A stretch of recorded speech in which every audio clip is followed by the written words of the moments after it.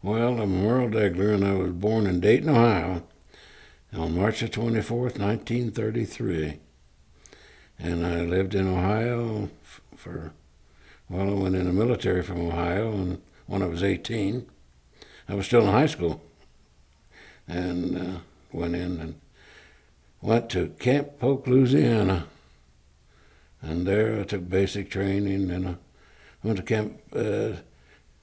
to Arkansas to school. And from there then, they sent me to Korea. But then I returned and got married and lived until I moved out of Ohio in 1966, I guess, or 67. Went to Florida. Got tired of the snow. Been in it all my life, so I got tired of the snow. Went down there and I worked for Honeywell for 10 years, and I quit and decided I would go bumming around the country, so I did, and different jobs, and wound up in Iran working for a helicopter. So, and until they run us out of Iran in 1979, and then I went and finally went to work for the university and stayed there, and then went after I retired, I went to Seattle, Washington, where I have 2 daughters and 3 grandkids over there. So I stayed there until I got married, and she wanted to move out, so we went to Roswell, New Mexico, and from there down here, and I've been here since 2005, and that's pretty much where I've been in my life there. How old were you when you enlisted? 18. And what was the date? That was in September of 1951 that I enlisted. We actually went in the National Guard, and I found out the National Guard was being called up to go. They would take the whole division, so Ohio Division. So we went. Actually, part of us went in October '51, and the rest of us went down in January of '52. And then we took our basic training down there. We opened up, but they had closed that right after World War II, and we went down and opened up the camp, and now it's Fort Polk still open, and a training camp, still a training camp. And I spent, a year down there, I guess, a little over a year, before I went to Korea. And one day they said, "You're shipping out." And I said, "Oh, okay." And I got home at Christmas. And spent a couple of days at home, and I was on a train heading for San Francisco. Got on a ship there, and then from there we went to Yokohama and got on a train, went to Tokyo. There they outfitted us for combat, and got back on the train, went on the boat, and got off in Busan. And what was your date of arrival in Busan? It had to be in January of '53.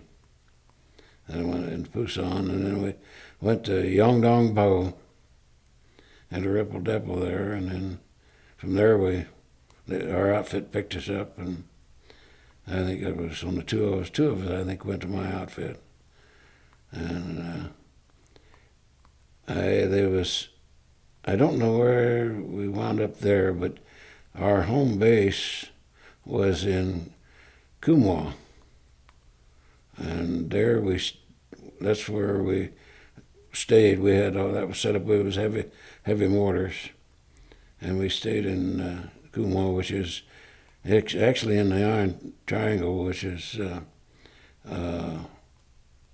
there's three cities in that triangle, and we stayed there until, can't remember the dates that we were there, because we moved several times, and one time we went,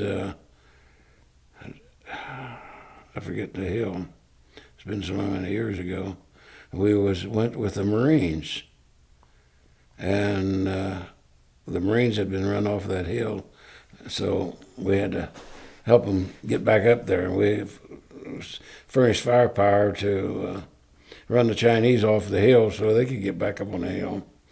And so we fired all night long there. And the next day, we were out of there, back to Coonwall again. And there one day, well, the first place I ever went to after was a place called White Horse.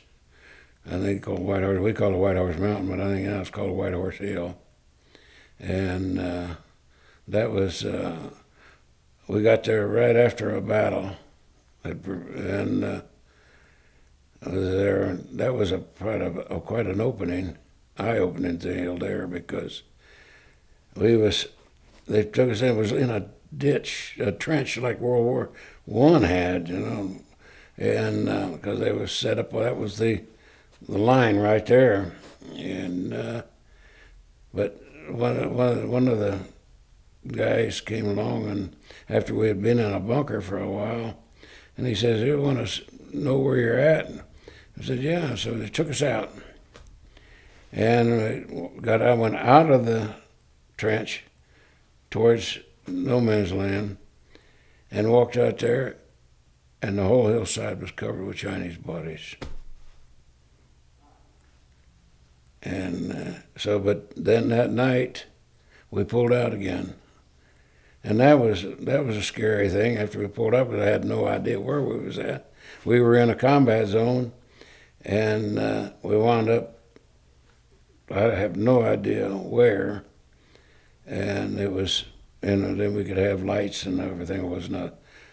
And next morning we pulled out. Next day we pulled out, and that's when we went in, and wound up in the Coonwall, and had no idea where I was, what was going on. There was, in the meantime, nobody had ever knew I was even there, really. So, and then finally, one guy come along and said, "Oh, you can go in the bunker with us." So I got a bunk in the bunker, and that's where I stayed. But that was after the next day. Then why I got to know where we was at.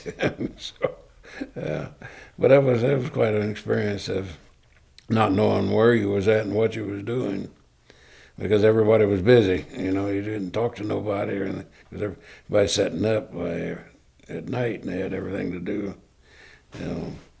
And so then my biggest job, I went over there as a mechanic, and my job was to keep all the trucks running and everything was up there, even though we had mechanics in the back.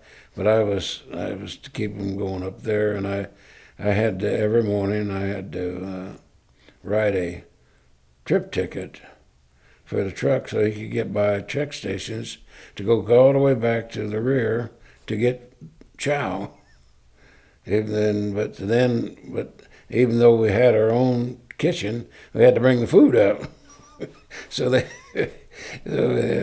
was he'd come and wake me up every morning, and when he'd get him to sign his trip ticket so he could leave. That was my job. And then one day they come along after we had done a few things, and we'd been there for quite a while, and they said, "Well, we're moving out." And we packed everything up, and we got as many trucks as we could, and they assigned me to a truck. Well, we pulled out and we was going up. Our destination was in the Coonsong Silent, which was way up in the mountains.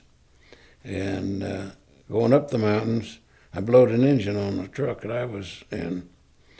So they pulled me off the side of the road, unloaded the truck, and I sat there till the next morning. So then there's a truck come along, and they towed me back down the mountain. And we got into a village down there, and a Rock Army camp. And the truck, for some reason, stopped, unhooked me, and they drove away without even saying a word. left me sitting there. And I sat there for a couple of days, and finally there was a wrecker come along, and I flagged him down, and he took me to a motor pool. And there I sat in this motor pool.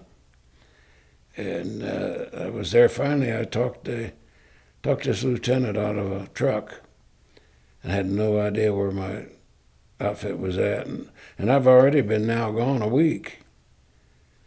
And so finally I get in the truck and I drive, and that truck breaks down. Broke the fan belt. So there was some commo guys working along the road, and they told me where my outfit was, and they gave me some wire. I made a fan belt out of wire so I could get to my outfit. And I get there, and they took the truck down where they was stationed all the trucks. So, and I come back and I found I had an ammo box with clothes, my clothes and stuff. And I did a thing that I don't know why, to this day I don't know why I did it. But I had a bunch of roll of films in my pocket that I'd exposed film. I'd taken a lot of pictures, and I'd always carried them in my pocket. But that time when I got there and I found that box, I took all these films out of my pocket and put in that ammo box. And so we sat there and watched the Rock Army going up. They were going up the mountain. And so we sat there and we had chow, and it was just got dark. And all hell broke loose. We were overran by the Chinese. They ran right through the Rock Army and right on top of us. And we was ordered in to retreat. And they told us that then that our artillery had already left behind us. It was behind us. But I found out later, just several months ago, and reading some stories, and it's a story that the artillery behind us moved out and left their equipment and everything and not destroyed anything. And the Chinese went down, turned it around, and started firing our own artillery against them. So, but anyway, I was on a spare tire of a Jeep. That's where I was riding. And we got back, where we was, and I wound up right where I started from back there, where I'd just come from that morning.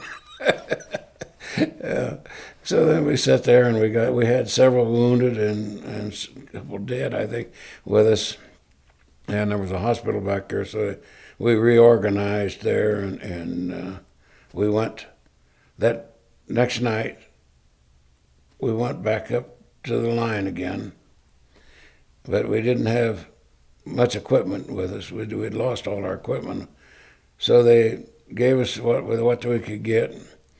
When we spent the next morning, we moved out again, and we moved into a position that was I couldn't tell you the name of the position at all today.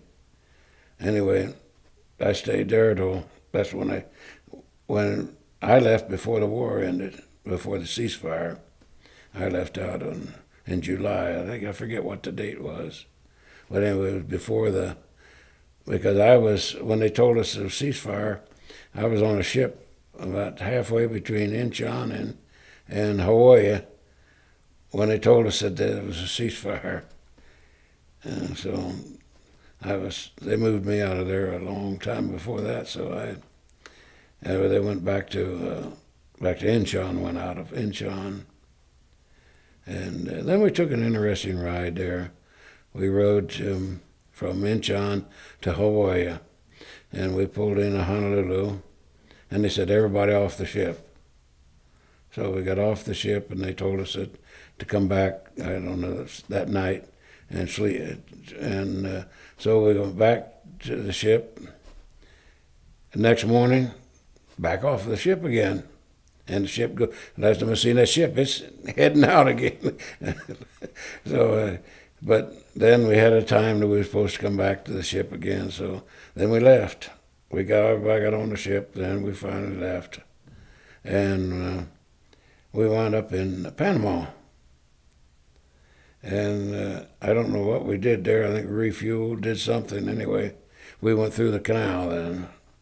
And but on the way through the canal, after we got on the other end of the canal, we turned right and went to Colombia, South America. And each stop we made, we was laying off troops. We had troops from different places. So we had troops from Panama, Hawaii, Panama, and then in Colombia. Then we went to Puerto Rico, and we unloaded troops in Puerto Rico. And These were troops who were actually from Puerto Rico. Yeah, they're actually from Puerto Rico, and they were on there coming home. Each one of these were coming home. So then we wound up in New York City, and so then we got on a ferry and went to New Jersey, and then we got on the train, and we were supposed to go to. I was heading for Indiantown Gap, Pennsylvania, but we was in Fort Dix. And Indiantown Gap had been closed before we got there. And so then on the way, they blew us on buses and took us to Fort Meade, Maryland. And from Fort Meade, Maryland, I went home. So then I went back to the National Guard again and stayed there for several years. Till finally I got tired of it and quit. But that was my whole experience, I guess. When you originally enlisted in the National Guard, the war was already going on. Oh, yes. Did it occur to you that you might get shipped over there? I knew we would. Yeah, I knew that's why I joined, because I knew that we were going, and then I thought, well, it's better to go with everybody you know than not. But after we got there, they told us we were supposed to go as a division to Korea, but they separated all of us and we just went individually. And what was your unit? My unit was the 147th Infantry Battalion of the 37th Division. That was headquarters company. And that was the National Guard. And out of Manchester, Ohio. Because I lived in a little town. We lived on the farm, a little town out of Peebles, Ohio. I went to high school in Peebles, Ohio. There was about 1,500 people. I went to the high school I went to had 12 rooms, and that used to be the whole school. It went from grade 1 on up to graduation. When I was born and raised, I had a little experience there because I was 12 years old when World War II was over, and my dad decided he wanted to go back to the farm, so we bought a farm. And I went to the 6th and 7th grade in a one-room country school. With one teacher, and had actually 8 grades, but they decided that they would. When I got to the 8th grade, we were going. 7th grade, 8th grade, we went to town, and I went to town in the 8th grade. So then a whole lot of people never went to a one-room country school. What do you remember from your childhood living through the Second World War? What do I remember? Oh, during World War II, I remember quite a bit. My brother and my sister. I had a brother and sister that were in the Army. Oh, my sister was in the Air Force. Both of them were in the Air Force, I guess, because my sister used to teach these link trainers for pilots. She taught the pilots how to fly in these link trainers, and I remember that. And then she was in Florida and got married. Then she was married, but my brother, he was already married, and when he went, and he was in the Air Force, and he was in the South Pacific. But I don't know what went on down there. I have no idea. But I lived right up the street from the Frigidaire plant, and I remember one thing they made the Frigidaire plant I knew of was they made machine guns, because you could hear them testing them out there on that. But the Frigidaire plant was I don't know what all they did make. I have no. To this day, I never knew that. my dad, he worked for the National Cash Register Company, and he was a supervisor there. That him and his brother both were supervisors. My uncle, and my dad made bomb sights for the. I don't know which aircraft. I have no idea, but they was bomb sights, and is what he that I could remember him talking about they made. But the outfit I was in, we received for that action that we were in. At the end of the war, we received a Presidential Unit Citation and a Korean Presidential Citation for that action there that we were in. And we never backed down from we was in, when that was in the Kumsong area, and after later on I got the since you was in the outfit, they got the letters and got these medals and yeah, but I don't know. It was I thought that was better to get the one time getting the Korean Presidential Citation than because a lot of outfits got the Presidential Unit Citation, but there wasn't that many got the Korean Unit Citation. And so that was from that one battle in Kumsong. Those was the one that took you by surprise. Yeah. That was because we had to destroy everything in that battle before we moved out. So that really took us by surprise. I don't know. But I don't know how I don't know how the Rock Army got off of there so fast, but it took them all day to get there. They had retreated a long time before we got our notice to move out. The only thing I can remember is the company commander standing on the hood of a Jeep giving orders. Yeah. Can you describe for me more what did you see, or what did it sound like? Can you paint me a picture? Well, not really, because it was mostly just the small arms fire of and between us and the Chinese, and we fired our mortars till we couldn't fire them anymore. They got so hot that we couldn't fire them anymore. And that's where we got the orders to really move out. After they were turning red, because you can't drop a shell into the tube because it would go off before got out of there because of the heat in there. So we had to finally stop firing and move out.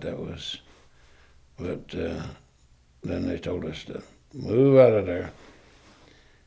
But there was a Jeep coming by, and that's when I jumped on that Jeep coming by.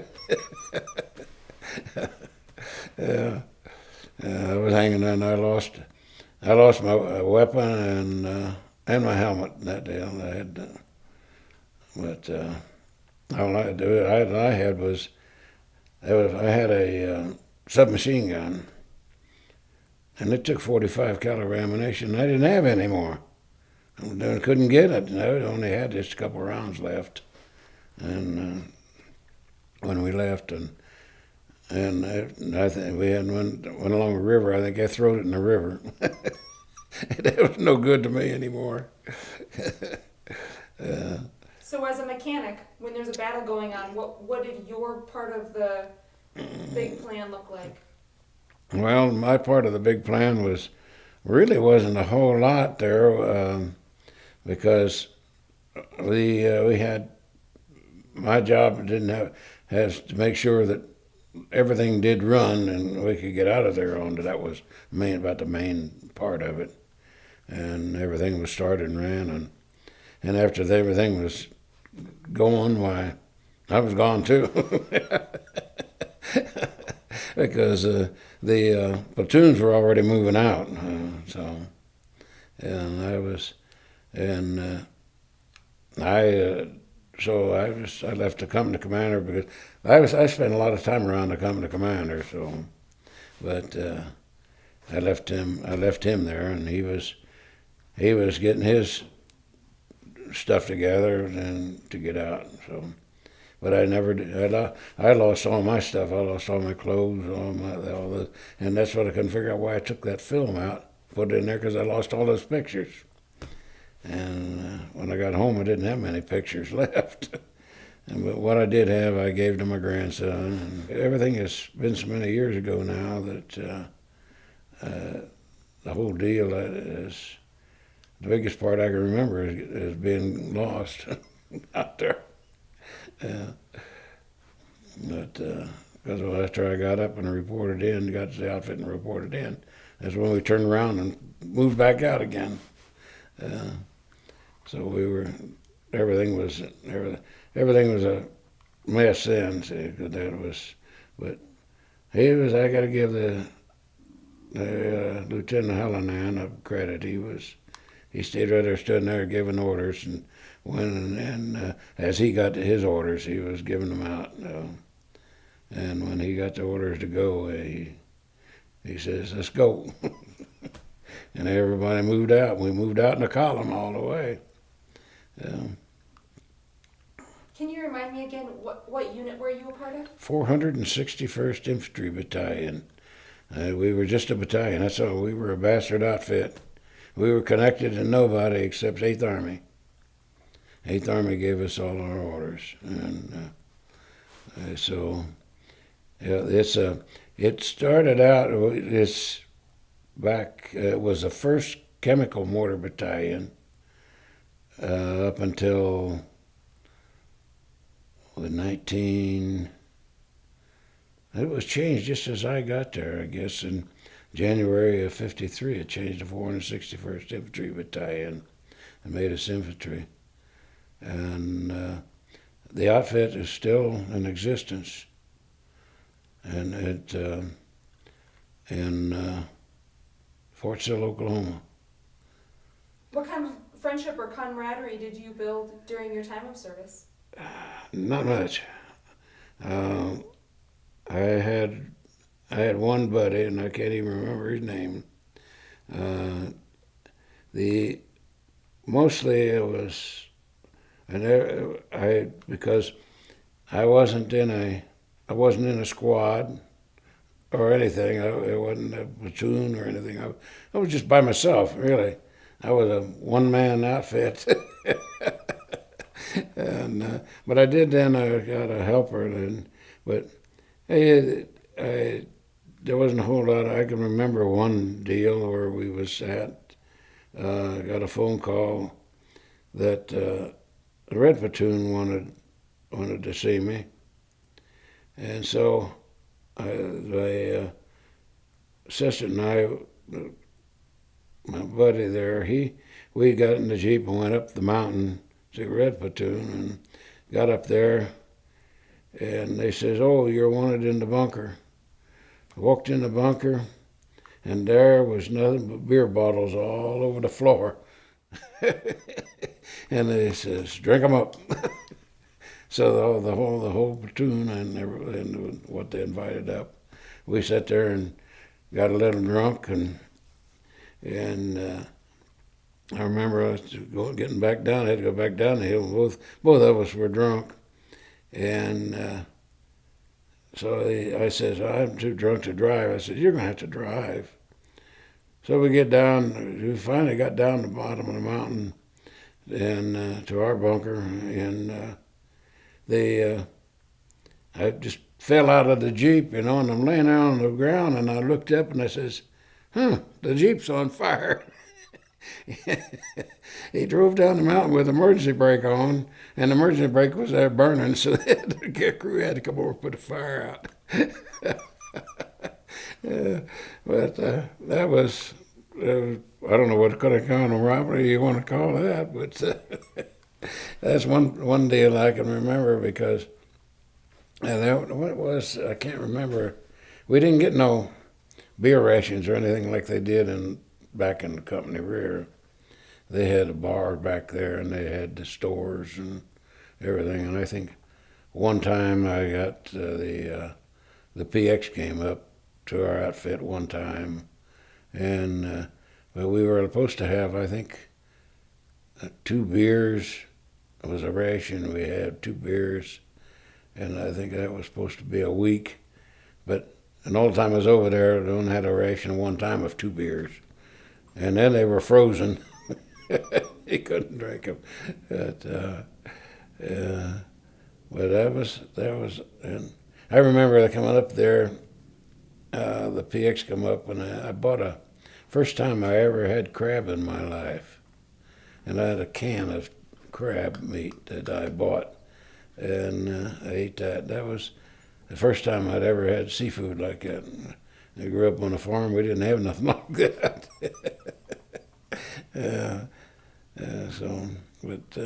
No, it wasn't. But there was always a mystery. We had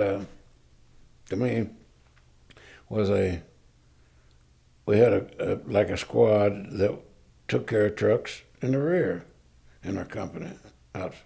And I was in Company A, and but the headquarters company, then they had some mechanics that stayed back in the rear and traveled behind us. They never got up to the front lines, and but they would never talk to me or speak to me. They never liked me. I don't know what it was about it that they never wouldn't associate with them. Even when I went back there to talk to them, they wouldn't have nothing to do with me. I never understood it, why that they would be animosity against me when I never associated with them, because never. But they had their own clique that they didn't want nobody to ever be in it, I guess. It's the only thing I could figure out.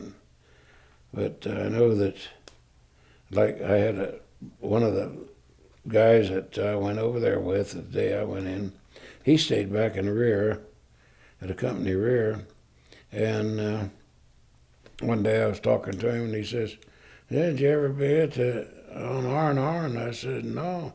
I said, "I haven't been on R&R." He said, "Well, I've been to R&R once, and I'm getting ready to go again." Yeah, they were going to Japan for R&R, and I don't. The ones that went weren't in combat or anything, so I don't. We didn't. Nobody of our outfit went up on the front lines. Went on R&R very often. They didn't. They didn't want us doing something. I don't know what it was, but. So how many months were you in Korea? Let's see. Well, I'd been in there was 7 months. 7 months, and they told me, come to me and said, "You're going home." So I said, I didn't argue with them because the war was still going on.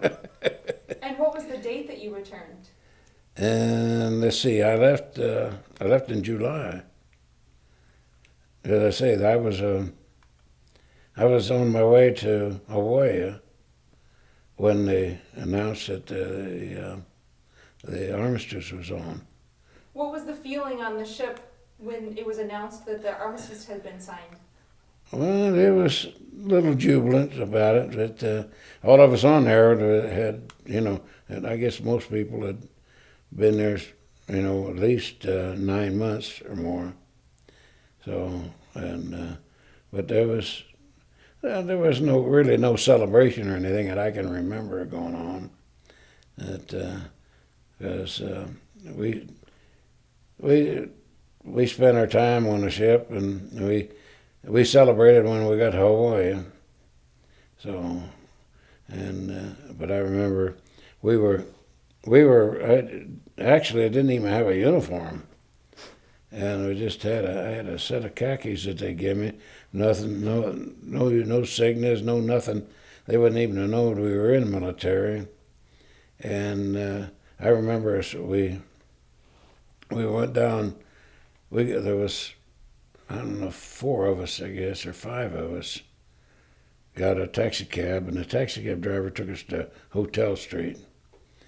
And so we decided, oh well, we might as well drink our way down the Hotel Street. So we wandered down Hotel Street and stopped had a couple drinks, and we went to the end of it, and I was taking pictures, and we got down at the end of Hotel Street. It was I guess that's City Hall. There was some big buildings down there, and we decided, well, let's have another beer. There was a bar there, quite fancy bar, so we go in there, and the bartender wouldn't serve us.